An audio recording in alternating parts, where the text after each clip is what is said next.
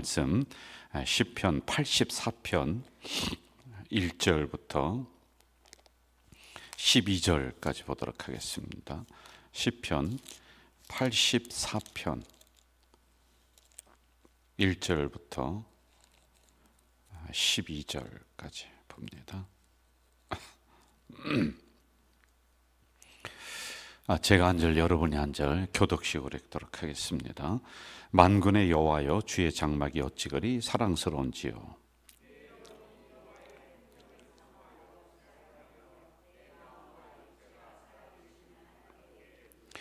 나의 왕 나의 하나님 만군의 여호와여, 주의 제단에서 참새도 제 집을 얻고 제비도 새끼 둘 보금자리를 얻었나이다.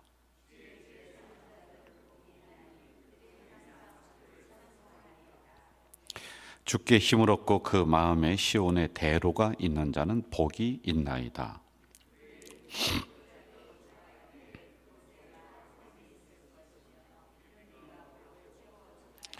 그들은 힘을 얻고 더 얻어 나아가 시온에서 하나님 앞에 각기 나타나리이다.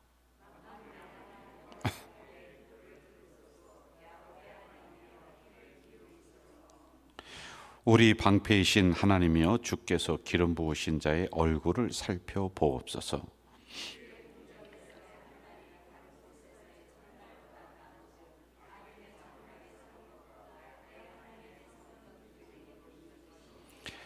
여호와 하나님은 해요 방패이시라. 여호와께서 은혜와 영화를 주시며 정직하게 행하는 자에게 좋은 것을 아끼지 아니하실 것임이니이다. 만군의 여호와여, 주께 의지하는 자는 복이 있나이다. 아멘. 오늘 제가 제목을 가문의 번성을 위해 복음의 씨앗을 심으라라고 하는 이런 제목으로 말씀을 함께 은혜를 받는 시간을 갖도록 하겠습니다. 제가 이제 부교육자를 오래 했습니다. 한 10년 정도, 20대 후반부터 했으니까 한 2, 3년 정도 이렇게 한 것 같아요. 그런데 그때 부교육자를 하면서 아쉬웠던 부분들이 몇 가지가 있는데, 뭐 지금하고 좀 시대는 다르죠. 저희들 그 부교육자, 교육전사, 전임전사, 부목사 그때만 해도 뭐 그냥 어르신들이, 어른 목사님들이 교회 중심으로 그렇게 강하게 훈련을 하고 그렇게 했었어요. 그래서 무슨 대소사가 있어도 지배를 가지를 못했습니다.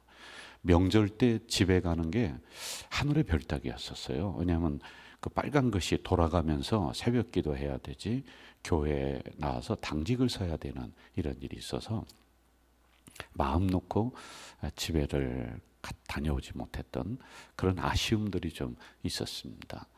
그래서 제가 교회를 섬기면서 우리 부교육자들에게는 이때만큼은 그래도 편하게 고향에 좀 갔다 올 수 있도록 이렇게 하면 어떻겠는가.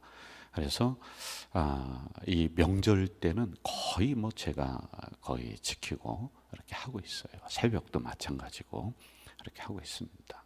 그러면 이게 제가 잘하는 건지 못하는 건지 그런 거를 떠나서 부목사 때 이러한 부분들을 좀 그들이 배려를 받고, 그러면 그들도 또 큰 목사가 되어서 후배 목사들에게 이런 걸 좀 베풀면 좋겠다라는 이런 생각을 또 가지고 있습니다. 또 하나, 명절 때 되면은 뭐 새벽 기도를 아예 없앤다. 그리고 수요 기도회를 안 하는 교회들이 꽤 많아요. 그 나름대로 본인들의 사정이 있을 거예요. 그런데 이제 저는 목회를 하면서 교회에서는 기도가 끊어지면 안 된다, 이 생각을 좀 가지고 있거든요. 그래서 무슨 뭐 특별한 일이 아니면 거의 뭐 명절 때도 휴일에도 새벽 기도를 거의 쉬어본 적 없이 그냥 꾸준하게 기도의 그 불을 계속 떼고 있는 이런 게 이제 저희 이제 목회적인 작은, 별것 아니지만은 뭐 작은 이런 소신들이고요. 예배 중심으로 나가야 된다고 하면서 그 예배를 또 함부로 할 수 있는 것도 아니지 않습니까? 그래서 수요 기도회를 할지라도 우리나라 전통적으로 수요 기도회가 있었어요. 늘 있었습니다. 그렇잖아요. 그리고 주일에, 옛날에는 제 기억에 아이들도 주일 오후에 모였던 기억이 있어요. 맞아요? 네, 그렇게 했었던 그때가 있었어요. 그래서 할 수만 있으면은 이렇게 좀 우리가 지켜나가는 것이 어떤가, 이런 생각을 가지고. 근데 이게 뭐 거창한 건 아니에요. 그냥 저 나름대로 가지고 있는 그 몇 가지 이제 생각들을 이렇게 실천을 하고 있는 거란 말입니다.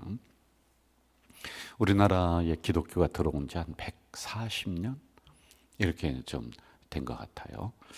그런데 100년 된 교회가 몇 개가 있느냐? 2010년을 기준으로 해서 한 650개 정도.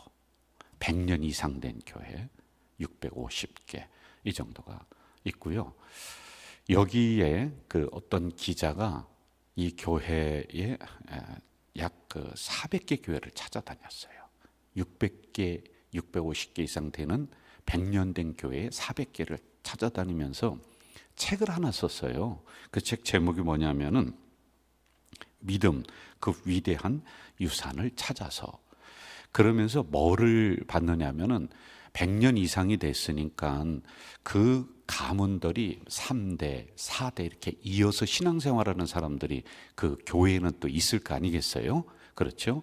우리 아버지, 할아버지, 뭐 증조 할아버지, 막 증조 할머니 이런 형태로 신앙이 쭉 흐르는 가문들을 하나 캔에서 인터뷰를 하고 그리고 믿음 그 위대한 신앙 유산을 찾아서 이런 책을 썼는데 그 안에 이제 집안을 소개하는 거예요. 어떤 가문들을 취재를 하면서 이렇게 소개하는 내용이 있는데 참 좋더라고요. 설교에 좋은 재료로도 삼을 수 있고 그렇더라고요.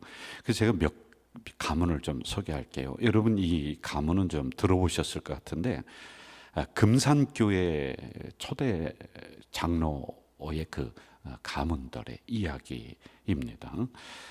조덕삼이라고 하는 장로가 있습니다. 그런데 이분이 이제 금산에서 최고 부자예요. 최고 부자인데 금산 교회를 세운 거예요.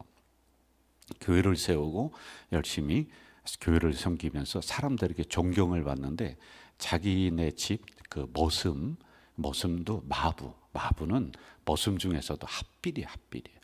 그 이자익이라고 하는 사람을 전도해서 교회를 나오게 했어요. 그 열심히 신앙생활하다 장로 투표를 했는데 이제 조덕삼 이분이 주인이거든요. 교회를 세웠고 존경받는 분이에요. 그리고 이자익 이렇게 둘이 투표를 했는데 세상에 주인은 떨어지고 종이 장로님이 된 거예요. 그 이야기는 뭐 유명한 이야기예요. 여러분 우리가 보통 생각하면 체면 구겼다. 아이고 기분 나쁘다. 그러면서 아마 교회 박차고 나갔을 것 같아요. 웬만한 사람은 그럴 것 같아요. 아이고 내가 이 교회를 세우고 말이야 이 정도로 했는데 나를 이렇게뿐이 취급 안 하고 알아주지도 않는다. 저 우리 집 마부가 자기보다 먼저 주의종이 장로가 됐으니. 그런데 여러분 금산교회가 왜 유명하냐? 그리고 조덕삼 이분이 왜 유명하냐면은 어떻게 했냐면은 그 이자익이라고 하는 분이 마부가 장로가 됐는데 이렇게 얘기해요. 이 결정은 하나님께서 내린 결정입니다. 나는 이 결정에 순종하며 앞으로 이자익 장로를 도와 열심히 교회를 섬기겠습니다. 이렇게 해요. 여러분 이거 하기 어렵거든요. 진짜 어렵습니다. 쉬울 것 같아요? 근데 진짜 그렇게 했어요. 그래서 이자익이라고 하는 이분을 도와서 교회를 잘 섬기다 보니까 이 이자익이라고 하는 이 자기 집 마부 한참 나이도 어리죠. 똑똑한 거예요. 그래서 신학을 공부하게 했어요. 이제 우리 교단이에요. 그리고 이분이 나중에는 총회장을 3번인가 이렇게 하는 거예요. 아주 대단한 인물로 키워냈는데 그 뒤에 누가 있었냐면은 조덕삼이라고 하는 장로님이 있었어요. 물론 이자익 그 분이 장로가 되고 그 다음에 이 조덕삼 집사님이 이제 장로님이 됩니다. 그러면서 교회를 잘 섬겨 나갔던 일화는 굉장히 유명한 거예요, 여러분. 자, 그런데 이렇게 그 순종하면서 교회를 잘 섬기고 가문의 복음의 씨앗을 가지고 왔던 이분들의 가문이 어떻게 됐느냐? 여러분 조세영이라고 하는 분 국회의원 옛날에 들어보셨 아세요? 이분이 국회 부의장을 지낸 분이거든요. 조세형 장로님인데 그 가문이 복음의 씨앗을 심었더니 그리고 이렇게 하나님 앞에 교회를 위해 순종했더니 하나님이 그 가문을 복을 주시는 것은 말할 것도 없어요. 금산에서 거부를 놓쳐본 적이 없대요. 그리고 그 자손의 자손까지도 계속 하나님이 믿음의 꽃을 피우고 복을 주시는 그걸 이제 책을 쭉 이렇게 썼단 말이죠. 그래서 조세영 장로님이 국회 부의장을 지나면서 가문이 유명해졌다라고 하는 이런 이야기들. 굉장히 많아요 이게. 한번 여러분도 사서 보면 좋을 것 같아요. 서상륜이라고 하는 분 아세요? 이분도 제가 한번 소개할게요. 서상륜이라고 하는 분은 저 만주로 다 도망갔어요. 아주 지지리도 아무것도 없는 거지 같은 이런 집안이었거든요. 그래서 혼자 만주에 가서 허우벌판에서 방황하면서 다니다가 선교사님에 의해서 복음을 받아들였어요. 이분이 서상륜이라는 분이요. 그리고는 다시 고향 땅으로 와서 이분이 이제 공부도 하고 학문을 깨우쳤으니까 한국말로 성경을 번역을 한 거예요. 서상륜 아주 유명한 분이거든요. 그리고는 이분이 적십자를 창설을 합니다. 적십자. 세문안교회 우리 교단이에요. 초대교회 장로님이 되세요. 이렇게 복음의 씨앗을 심었더니 그 큰아들이 서경조 언더우드 목사님을 만나서 교회 개척을 시작을 합니다. 그리고 그 아들 서병호, 서재원, 서원석 계속해서 이 나라에 크게 유익을 끼치는 하나님이 믿음의 꽃을 그 가문의 꽃을 활짝 피워준 이런 인물들이 그 안에서 쭉 나오고 있는 거예요. 이렇게 조사해서 어떤 그 책에 보면요, 이것을 평가하는 분이 이렇게 얘기를 합니다. 생명의 위험을 무릅쓰고 예수님을 믿어 권서인으로 개척교회로 많은 구령 사업을 했고, 나라가 일본에 빼앗겼을 때 온몸 가족 전부가 구고등록에 나섰던 한국인의 모범적인 가문이었다. 또 이렇게 얘기해요. 별로 내세울 것 없는 보잘것없는 가문이 그 선조가 복음의 씨앗을 심었더니 후대에 그 꽃이 활짝 피었다. 이렇게 결론을 내리고 있단 말입니다. 자, 오늘 고유명절이에요. 저도 아버지가 돌아가시니까 이제 형님이 다 메시지가 왔어요. 이제 더 이상 명절 때 오고 하는 거 너무 힘드니까 들어오지 말고 있는 그 집에서 각자 명절을 지내고, 그리고 한참 후에 어느 좀 편한 날을 잡아서 형제들이 한번 모이자. 아주 굉장히 좋은 것 같아요. 그래서 제가 오늘 11시인가 이제 추도 예배를 드렸어요. 우리 집 가정에서요. 그리고 저희 아내, 그리고 봄비. 소리는 시집 갔으니까 그쪽에 시아버지가 와서 또 이렇게 모여서 거기서 예배를 드리는 사진을 찍어서 보냈더라고요. 제가 가정 예배를 드리면서 저도 이제 늘 설교를 하니까 제가 설교하는데도 한계가 있어요. 그리고 가장 어려운 설교 뭐냐면은 부인 앉혀놓고 자식 앉혀놓고 설교한다는 게 너무 어려워서 우리 지난 한 해 동안 감사한 거, 그리고 2025년 나의 소망 기도 제목을 이야기해 보자 하면서 쭉 이렇게 돌아가면서 이야기를 했습니다. 제 차례가 왔어요. 제가 이렇게 얘기했습니다.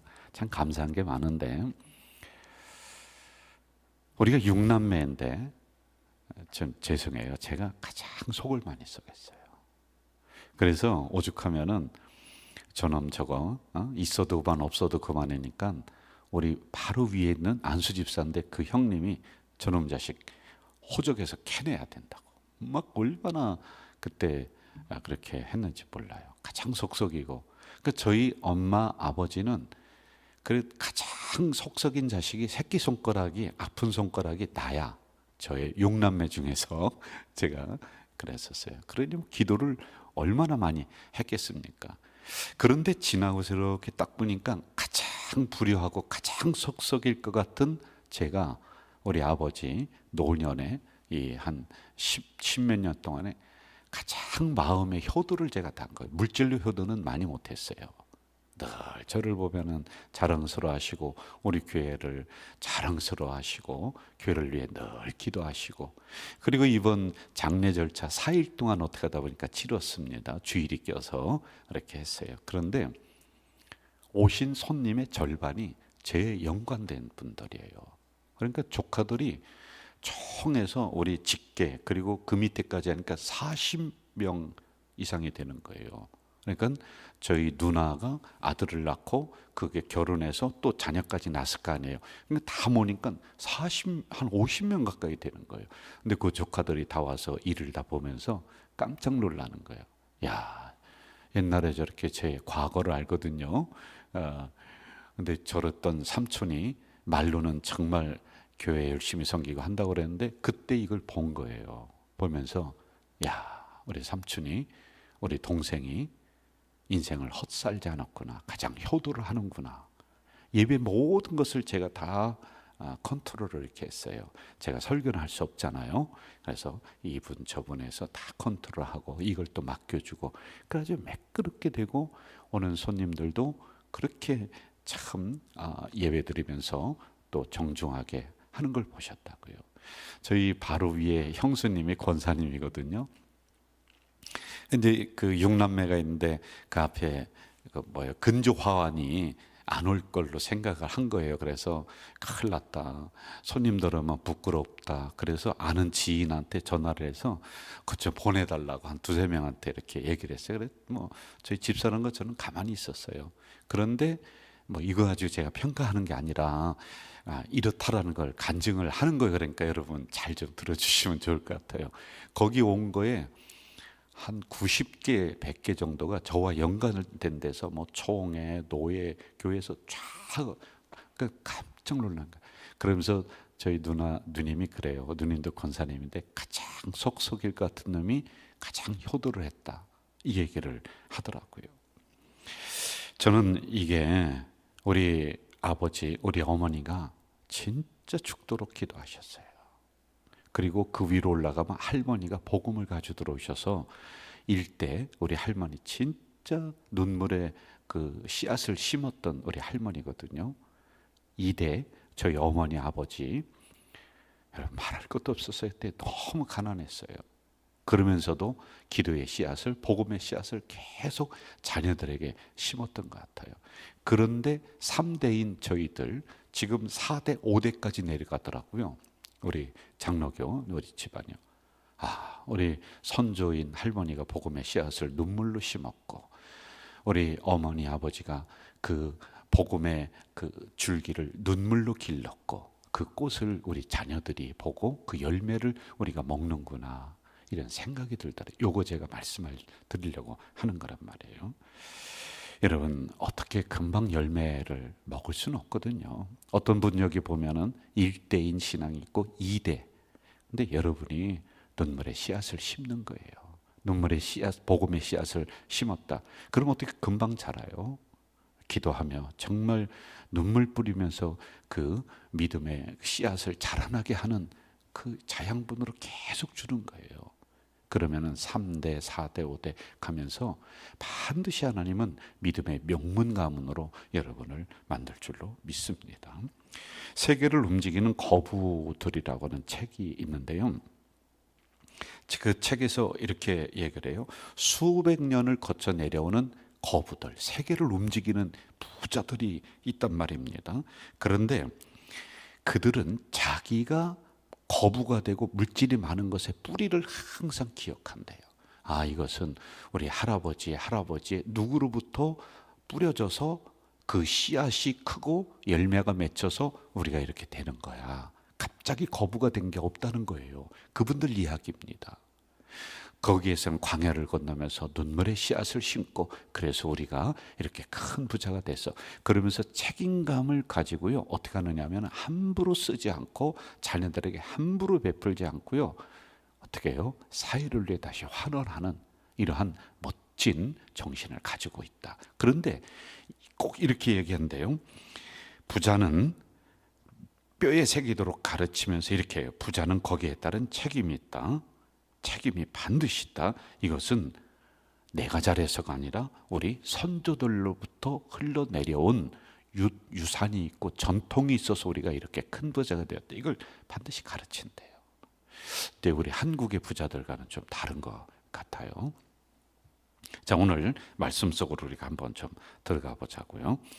이 말씀 시편 84편 한번 펴볼까요?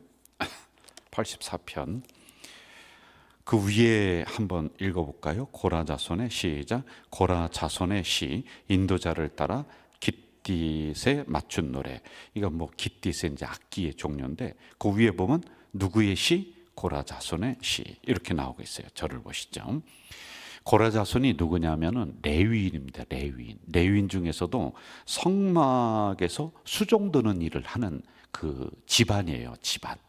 그 성막에 기둥 나르는 사람, 텐트 치는 사람, 뭐 물 떠다 놓는 사람, 촛불 끄지 못하게 항상 있게 하는 사람, 불씨를 또 꺼트리지 않는, 이걸 집안별로 다 맡겨줬어요. 집안별로. 그런데 이 고라라고 하는 집안은 저기 성전에서 수종 드는 일이 가서 이 마이크를 켜야 돼, 불 켜야 돼, 뭐 이런 것들 잡일을 하는 그런 집안이었습니다. 그런데 그들에게는 몇 가지 혜택을 주어져요. 첫째, 땅을 줍니다.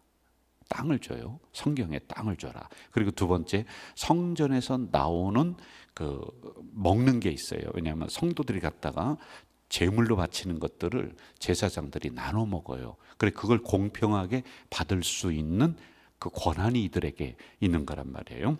그리고 이러한 직분을 자손에게, 그 자손에게 계속 대대로 물려주는, 여러분 이게 별거 아닌 것 같은데 특혜 중에 특혜입니다. 굉장한 그 보장이거든요. 그때 어려운 시절인데요.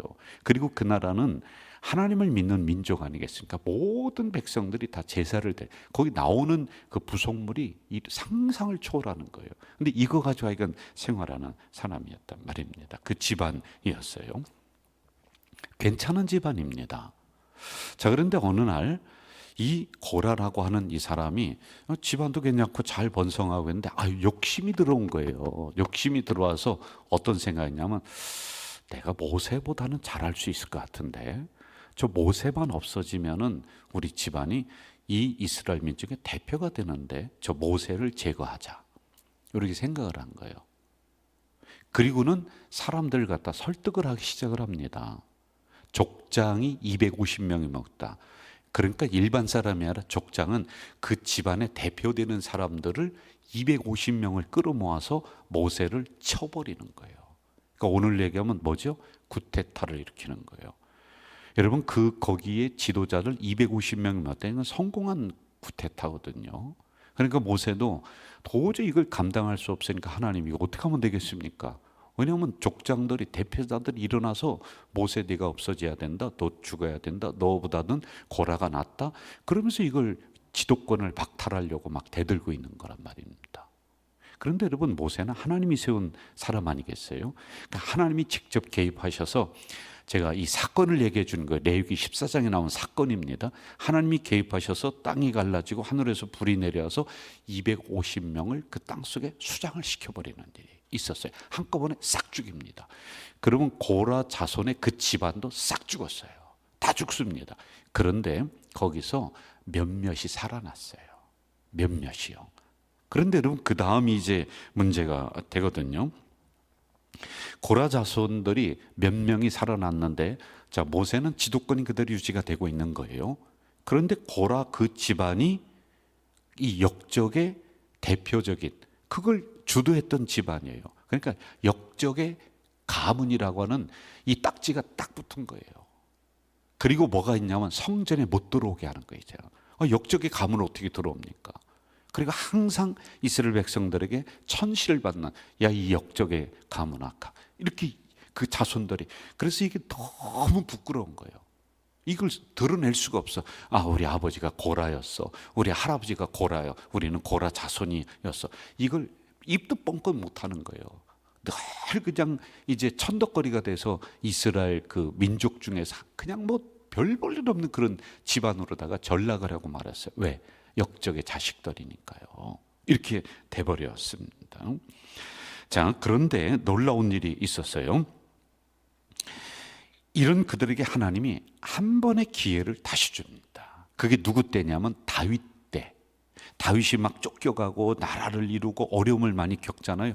그런데 이들이 이따가 어떻게 하느냐면은 다윗 주의 종을 세운 걸 알고 다윗에게 딱 붙어서 우리가 지난 날에 역적의 딱지를 떼자.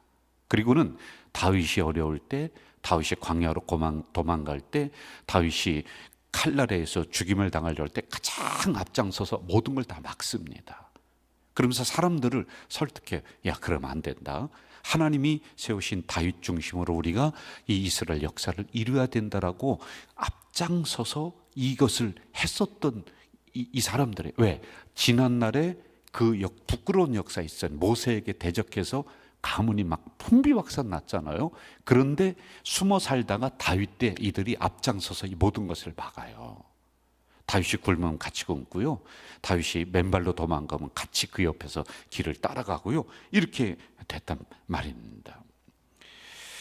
자, 3절 한번 좀 우리가 좀 보세요. 3절 같이 한번 읽어볼까요? 3절 시작. 나의 왕 나의 하나님 만군의 여호와여, 주의 제단에서 참새도 제 집을 얻고 제비도 새끼들 보금자리를 얻었나이다. 이렇게 얘기합니다. 자, 3절에 있는 말씀이 이런 것을 담아놓고 있는 거예요. 제비도 제 집을 얻었다. 여러분, 이게 뭐냐면은 우리는 제비도 사람이 사는 집에 가서 그 집을 집니다. 이 제비가 본능적으로 천적들을 피할 수 있는 곳이 어디냐? 인간이 사는 집에 가서 집을 지면 낫겠다.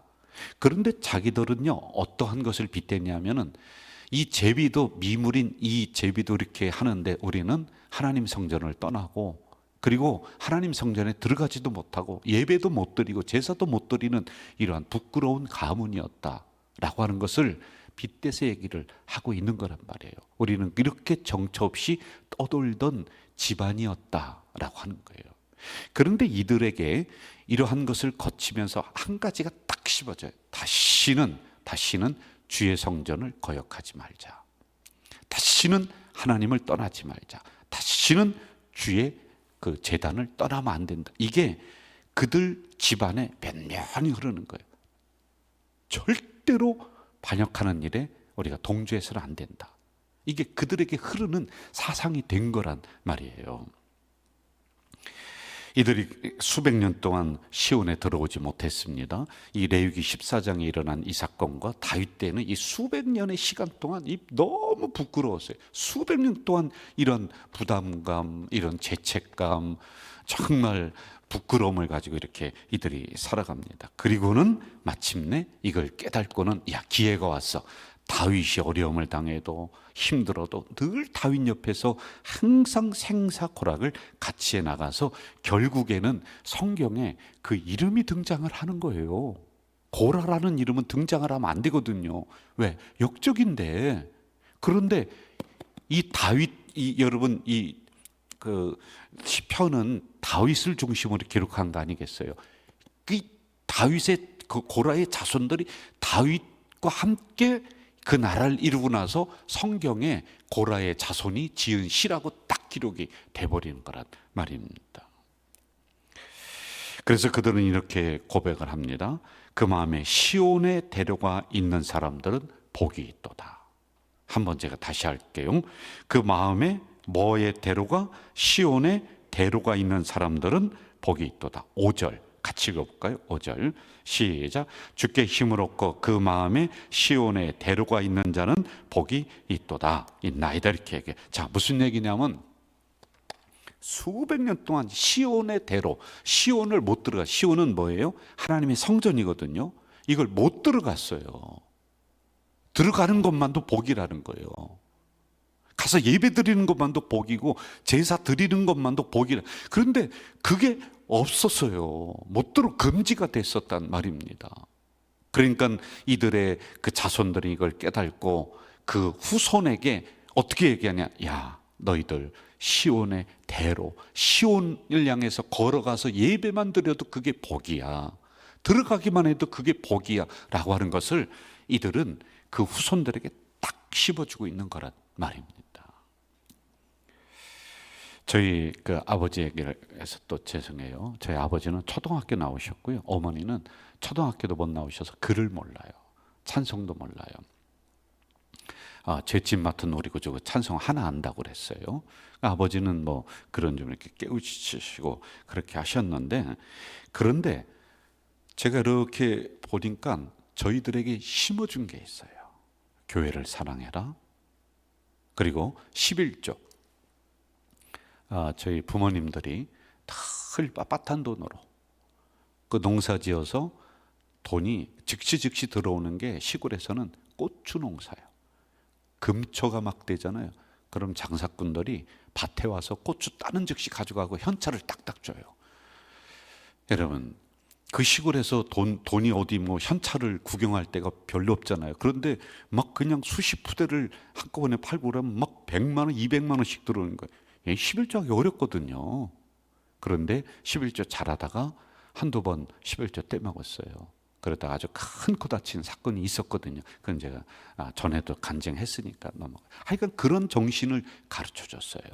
그래서 늘 토요일에 헌금 준비하도록 이렇게 하시고, 그리고 무슨 일이 있어도 교회 이걸 늘 가르쳐 줬어요. 그리고 저희들에게 무슨 지식은 뭐 그런 것은 전달을 못했지만은 어렵고 힘들어도 하나님을 떠나서는 안 된다. 이걸 할머니부터 이렇게 계속 우리들에게 심어줬던 것 같아요. 자, 여러분, 교회가 은혜가 있든지 없든지, 교회가 세상으로부터 욕을 얻어먹든지 아니든지, 그건 우리가 잘 모르지만은 시온의 대로를 자녀들에게 가르치고 시온의 대로를 놔줘야 되는 게 뭔지 아세요? 나는 그런 거 잘 몰라. 그렇지만은 하나님은 살아계시고 하나님은 너희들과 함께해. 하나님을 떠나서는 안 돼. 주일이 되면 늘 교회 나와서 예배 드려야 돼. 이건 우리가 명절에 한 번쯤 다시 가르쳐 줄 수 있잖아요. 이런 씨앗을 자녀들에게 심어줄 수는 있잖아요. 내가 신학적으로 뭐가 이런지 저런지 나는 잘 모르지만은 이게 바로 시온의 대로를 놓아주는 거란 말입니다. 왜? 자기들이 고라자손이 그걸 겪어봤으니까, 시온의 대로가 막혀봤으니까 이렇게 얘기하는 거란 말이에요. 6절로 가봅시다. 6절 같이 한번 읽어볼까요? 6절 시작. 그들이 눈물 골짜기로 지나갈 때 그곳에 많은 샘이 있을 것. 자, 저를 보세요. 눈물 골짜기를 지날 때 눈물 골짜기를 지났었다는 거예요. 이게 수백 년간 시온의 대로도 막히지, 그들이 걸어가는 길이 눈물 골짜기지. 그러니 그들 사고 속에는 다시는 하나님의 성전을 배신하면 안 되겠다. 다시는 하나님과 등지는 일이 있어서는 안 되겠다.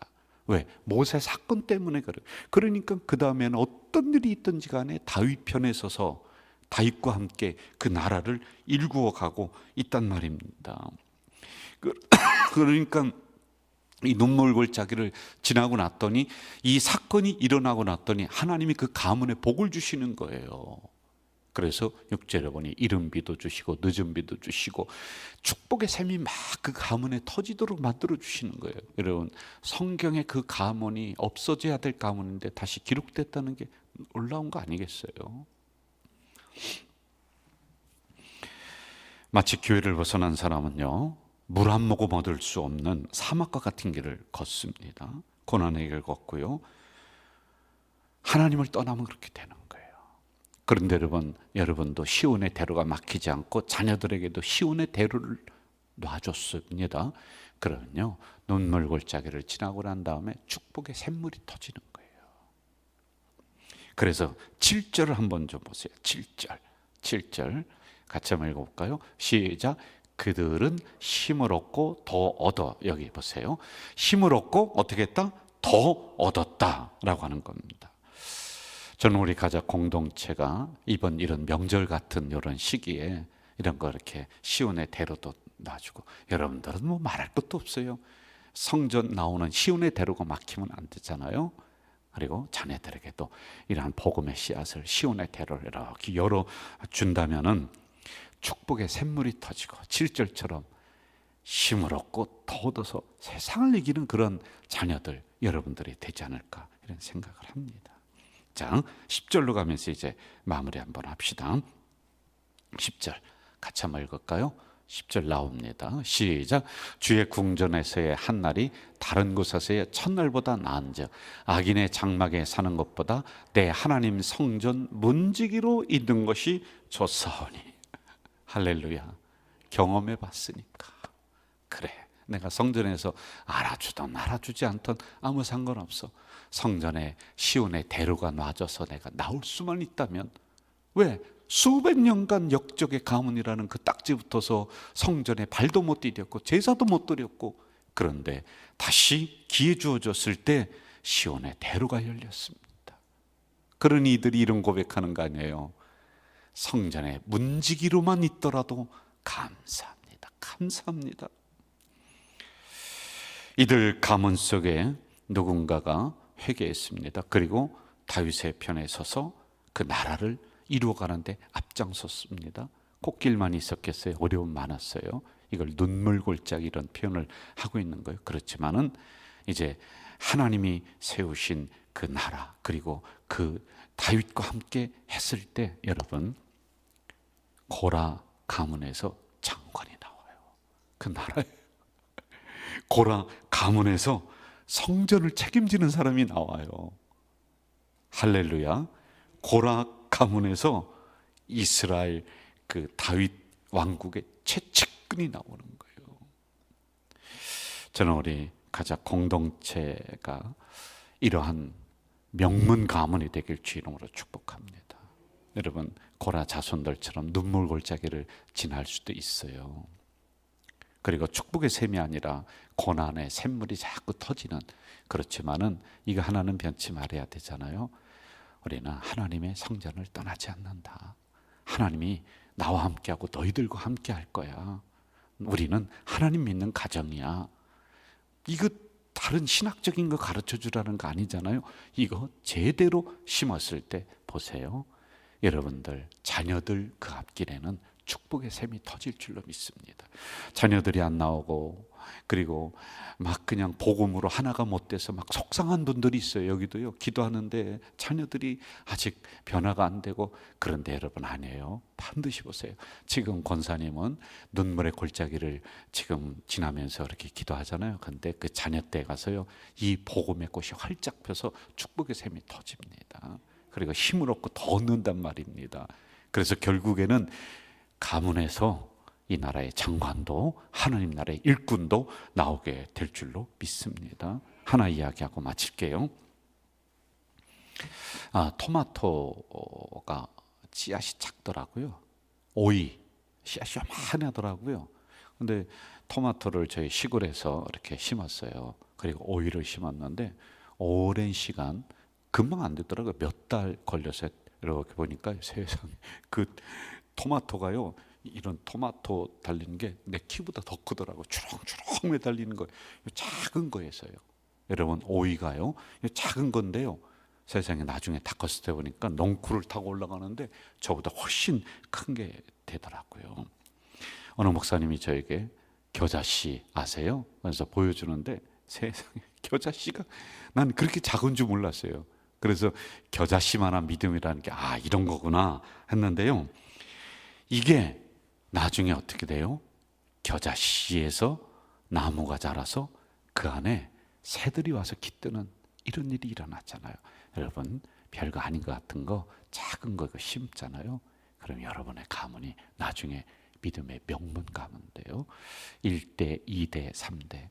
저도 우리 교회 제가 이제 3대인가 4대인가 그래요. 근데 제가 영적으로 볼 때는 눈물의 골짜기, 씨앗을 심는 이런 목사인 것 같아요. 눈물을 흘리면서 씨앗을 자라게 하는, 걸음을 주는, 눈물로 걸음을 주는 목사인 것 같아요. 그러면 제 후대에 오는 목사가 이 믿음의 꽃을 활짝 피울 거 아니에요. 여러분도 똑같아요. 혹시 내가 왜 이렇게 가정이 안 되나, 어려운가? 여러분, 그 눈물의 골짜기 지나면서 복음의 씨앗 심고 있거든요. 축복의 씨앗 심고 있거든요. 여러분, 조금 지나면서 보세요. 여러분 때에 저는 놀라운 축복의 열매가 주렁주렁 맺히는 믿음의 가문, 여러분 후대에는 더 큰 가문이 될 줄로 믿습니다. 우리 이 시간 우리 통성으로 한번 좀 기도하면 좋겠는데요, 제가 드린 말씀 기억하면서 다른 기도하지 말고 여러분의 자녀와 그리고 지금 여러분의 가정과 여러분의 가문을 위해서 이 시간에 우리 통성기도 한번 하고 우리 마무리하도록 하겠습니다. 같이 기도할까요? 사랑하시는 아버지 하나님, 이 시간에 주신 말씀 감사합니다. 우리가 작은 믿음의 씨앗을 심었습니다. 이 믿음의 씨앗이 크게 되어서 결국에는 그 가문에서 장관이 나오고 국회의원이 나오고 그 민족을 이루는 귀한 인물들이 나왔던 고라 자손들처럼 우리 가문이 그렇게 될 수 있도록 도와주시옵소서. 주시옵소서. 하나님, 눈물 골짜기 지나면서 이제 이 씨앗을 심습니다. 아버지 하나님, 어떤 일이 있어도 시온의 대로가 막히지 않도록 정말로 아버지 하나님 이제 몸부림치면서 이렇게 노력하고 있습니다. 자녀들에게 시온의 대로가 막히지 않도록, 교회 가는 길이 막히지 않도록, 내가 다른 것은 몰라도 하나님은 살아계시다, 하나님은 너희와 함께한다, 하나님은 우리 가정과 함께한다, 너희들은 주의를 지켜야 된다, 너희들은 이러한 신앙을 가져야 된다, 적어도 이 정도는 우리가 심을 수 있사오니 주님, 이렇게 했을 때 후대의 시간이 지나면서 그 가정 속에서 아버지 하나님 거부도 나오고 민족을 이끄는 지도자도 나올 줄 믿습니다. 그 가문이 믿음의 명문 가문이 될 줄로 믿습니다. 예수님의 이름으로 기도하옵나이다. 아멘. 우리 주변에 있는 분들